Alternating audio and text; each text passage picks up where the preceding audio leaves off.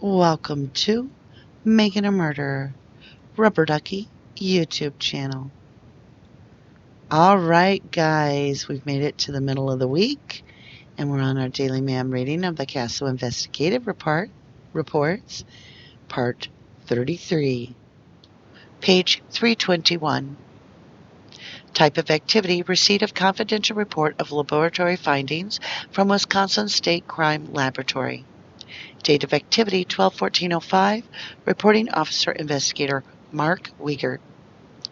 On 12/14/05, I, Investigator Wiegert of the Calumet County Sheriff's Department, received a confidential report of laboratory findings from the Wisconsin State Crime Laboratory. The report indicates the following items were analyzed for the presence of ignitable liquids and residues. Item BJ, soil sample from south end of burn pit under tag D7939. Item BK, soil sample from south end of burn pit under tag D7940. Item BL, soil sample from south end of burn pit under tag D7941. The findings indicate there were no common ignitable liquids found in items BJ, BK, or BL. The report states these results do not preclude the possibility that an ignitable liquid may have been present at an earlier time. The copy of these results will be included with this report. Investigator Mark Wiegert, Calumet County Sheriff's Department. Page 322. Type of activity: receipt of evidence from the Wisconsin State Crime Laboratory. Date of activity: 12/19/05. Reporting officer Investigator Mark Wiegert. On 12/19/05, I, Investigator Mark Wiegert of the Calumet County Sheriff's Department, received several evidentiary items from the Wisconsin State Crime Laboratory. Item number AL, one sealed box containing contents of a cell foam barrel, Calumet number 8316. Item number C, one sealed paper bag containing item described as Toyota key, Calumet number 7620. Item number AO, one sealed pillbox containing item described as key, Calumet number 8114. Item number AP, one sealed paper bag containing item described as 2 keys on a 2003 key ring, Calumet number 8012. Item number DF, one sealed metal container containing fire debris, Calumet number 7954. Item number DG, one sealed metal container containing fire debris, Calumet number 8656. Item number DH, one sealed metal container containing fire debris, Calumet number 8699. Item number DI, one sealed metal container containing fire debris, Calumet number 8484. Item number DJ, one sealed metal container containing fire debris, Calumet number 8659. Item number DK, one sealed metal container containing fire debris, Calumet number 8687. Item number DL, one sealed metal container containing fire debris, Calumet County number 8685. Item number DM, one sealed metal container containing fire debris, Calumet number 8684. Item number DN, one sealed metal container containing fire debris, Calumet number 8662. Item number DO, one sealed metal container containing fire debris, Calumet County number 8698. Item number DP, one sealed metal container containing fire debris, Calumet County number 8481. Item number DQ, one sealed metal container containing fire debris, Calumet number 8480. Item number DR, one sealed metal container containing fire debris, Calumet number 8658. Item number DS, one sealed metal container containing fire debris, Calumet number 8651. Item number DT, one sealed metal container containing fire debris, Calumet number 8686. Item number DU, one sealed metal container containing fire debris, Calumet County number 8652. Item number DV, one sealed metal container containing fire debris, Calumet number 8653. Item number DW, one sealed metal container containing fire debris calumet number 8695.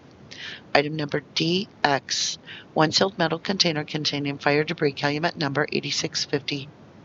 Item number DY, one sealed metal container containing fire debris calumet number 8654. Item number DZ, one sealed metal container containing fire debris calumet number 8644. Item number EA, one sealed metal container containing fire debris calumet number 8657. Item number EB, one sealed metal container containing fire debris calumet number 8655. Item number EC, one sealed metal container containing fire debris calumet number 8649. Item number ED, one sealed metal container containing fire debris calumet number 8663. Item number EE, one sealed metal container containing fire debris calumet number 8661. Page 323. Item number AL, calumet number 8316. Item number C, calumet number 7620. Item number AO, calumet number 8114. And item number AP, calumet number 8012, were taken into custody by myself and returned to the Calumet County Sheriff's Department, where they were locked in a secure evidence room. The remaining items were placed in a secure trailer located at the Wisconsin State Crime Laboratory and transported back to the Calumet County Sheriff's Department, where they were secured in the secure evidence room. Investigation continues. Investigator Mark Wiegert, Calumet County Sheriff's Department. Page 324. Type of activity: correction of VIN transcription. Date of activity: 12/28/05. Reporting Officer Investigator Mark Wiegert. On 12/28/05, I, Investigator Wiegert of the Calumet County Sheriff's Department, did review the tape from our 911 center from Pamela A. Sturm calling in on the date of 11/05/05. After reviewing the transcription and again reviewing the tape of the phone conversation, I did discover a mistake located on page 64 of the Calumet County Sheriff's Department report. When Pamela gives me the VIN, she indicates the VIN is T0V5X7, a 1 or a T, a 1 or a T. It should be noted that in the original transcription from the tape, it indicates T0Z. After reviewing the tape, I believe that Pamela had indicated it was a T0V5X7. Investigation continues. Investigator Mark Wiegert, Calumet County Sheriff's Department. Page 325. Type of activity: interview of Charlene M. Edwards. Date of activity: 11/21/05. Reporting Officer Investigator Wendy Baldwin. On 11/21/05 at approximately 15:55 hours, Special Agent Kim Skorlinski and I, Investigator Baldwin, made contact at Charlene M. Edwards' house to speak with her about her whereabouts along with her son Blake and boyfriend Andreas. Charlene said her boyfriend Andreas was at the residence the whole day except for being with Blake a few hours in the afternoon. She said she had gone out trick-or-treating with her kids in the area and returned home at around 7:00 p.m., and Andreas was there. Charlene said he never spoke anything about going out to the Avery property, nor has he ever mentioned the name Teresa Halbach when she was breaking off the relationship with him. I asked Charlene if she had ever heard of Teresa Halbach or has ever had a social relationship with any of the Averys, and she said no. She did not have any connection to the Avery family or Teresa Halbach. I asked Charlene if she would mind if we had a talk with her son Joshua to verify Andreas was with him in the afternoon of Halloween.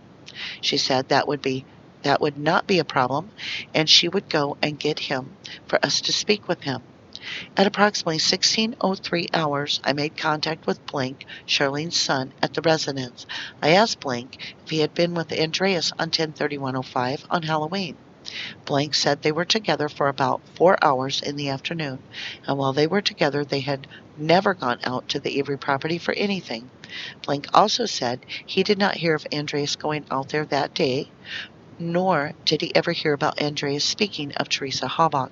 Blake said they returned in the afternoon and went trick or Page 326, training from 5 p.m. until 7 p.m. Said they came back at 7 o'clock p.m. and he was at the house. I concluded my interview with blank at approximately 16:09 hours. Investigator Wendy Baldwin, Calumet County Sheriff's Department. Page 327, type of activity, interview of Don L. Schultz. Date of activity 11/30/05, reporting officer investigator Wendy Baldwin. On 11/30/05 at approximately 10:30 a.m., Special Agent Kim Skorlinski and I, Investigator Baldwin, made contact with Dawn L. Schultz and her boyfriend at her residence of E. 2930 County Highway BB in Kewanee. Special Agent Skorlinski did interview Dawn's boyfriend, Roberto. See Special Agent Skorlinski's report for details. I informed Dawn that I knew she did talk to Special Agent Skorlinski about our contact with them. However, we needed to talk to them in person about some of the accusations being said about them. I again informed Dawn the reason why we wanted to speak with them is because several people had heard that Dawn and her boyfriend, Roberto, were at the Avery residence on Halloween, having a bonfire with Teresa Halbach. Dawn went on to state she was here at her residence all day with her boyfriend Roberto and her son Pat. She said Pat had surgery on his foot, and he was staying at home and had recently gotten home from the hospital. She said between 4:30 p.m. and 7:30 p.m. she took her daughter Amanda and son Levi to Two Rivers to go trick-or-treating. Roberto had stayed home with her son Pat while she was gone as well as the rest of the evening. I asked Dawn about her relationship or if she knew the Avery family at all. She said that she only knows them just as a customer and has little conversation with any of them. She said she and her boyfriend Roberto have been out there 4 or 5 times in the past year looking for parts for their vehicles. She said the last time they were out there was to find a latch for a glove box for her vehicle, which would have been about 1 week prior to Halloween. Dawn said Roberto was along with her when they went to pick up that piece and had briefly talked to Charles in the shop. Dawn said the piece for the glove box had cost them $5, which they had paid for in cash. Dawn described Charles as being scary-looking and did not feel very comfortable around him. She said they have never been to a party at the Avery residence, nor has she or her boyfriend Roberto ever been friends with that family. Dawn said she has seen Steven Avery on TV before, but never knew him. They had been doing business there for about 2 years. Page 328. Dawn could not understand why somebody would bring up their names in this case, because she does not know the Averys other than being a customer and has never known Teresa Halbach. At approximately 10:50 a.m., I concluded my interview with Dawn, Investigator Wendy Baldwin, Calumet County Sheriff's Department. Page 329. Type of activity, supplemental report, date of activity 11/30/05. Reporting officer investigator Wendy Baldwin. On 11/30/05 at approximately 11:30 a.m., I, Investigator Baldwin, made contact at Green Bay Police Department to obtain a letter that was placed into their evidence. Investigator Wiegert had requested that I pick up a letter that was found at the Green Bay Post Office that had addressed the Avery case. I did make contact with a Green Bay Police Department officer, and at approximately 11:45 a.m., I did take that letter into custody and later placed it into evidence at the Sheriff's Department. Investigator Wendy Baldwin, Calumet County Sheriff's Department. Page 330. Type of activity, interview of Tony Malero, Assistant Manager of Canon ITS. Date of activity 01/03/06. Reporting Officer Investigator Mark Wiegert. On 01/03/06, I, Investigator Mark Wiegert of the Calumet County Sheriff's Department, did speak telephonically with Tony Malero, who would be an assistant manager at Canon ITS. My purpose for contacting Tony was to determine whether Steve Avery had registered any cameras with the Canon Company. Tony states he had checked their registration database and had no record of Steven Avery registering a Canon camera of any type with them. Tony states he searched over 11 million records and did not find any matches with Steven Avery or his address. Tony also informed me he checked a second database, which they register people when they call for technical assistance. Tony states he has no record of Steven Avery contacting the Canon Company for any type of technical assistance. Investigation continues. Investigator Mark Wiegert, Calumet County Sheriff's Department. All right, let's start a review. We're going to start it on page 321. Just a little note here. It's a lab report that Mark Wiegert has that's coming from the crime lab. And it states that out of the burn pit, and it doesn't even state what burn pit, it states that there was no common ignitable liquid. So that would imply that at that time they didn't have something that was used that they know of to pour all over and then light. So that's interesting, I thought myself. Now on page 322, we have 3 things I'm watching very closely. Well, what is it? 4 things, 4 evidence tags. Okay? So let's keep an eye on this. We never hear about the cell phone barrel as having a number. It's just always referred to as a cell phone barrel, which would imply that it's not Steven Avery's barrel, and it's not one of the 4 from Dassey's. So this is what's interesting, because they still have the Dassey burn barrels as 1, 2, 3, and 4. But they keep referring to this itself as the cell phone barrel or contents of cell phone barrel. So that's sealed in a box, the contents are, and they've got the tag AL. So the property tag number is AL. We're going to remember that. Now, number C, which obviously isn't a number, but that's the way they do it, has a sealed paper bag, and it contains a Toyota key. And the key is 7620. But then they have a pillbox that also has a key, and it's 8114. And then they have 2 keys on a 2003 key ring, which is the year Teresa got her vehicle, and that number is 8012. So I really would love to know if those are her original keys. Page 323, we go on to find out that these keys and the contents of the cell phone barrel are all locked in a secure storage locker in an evidence room at the Calumet County Sheriff's Department.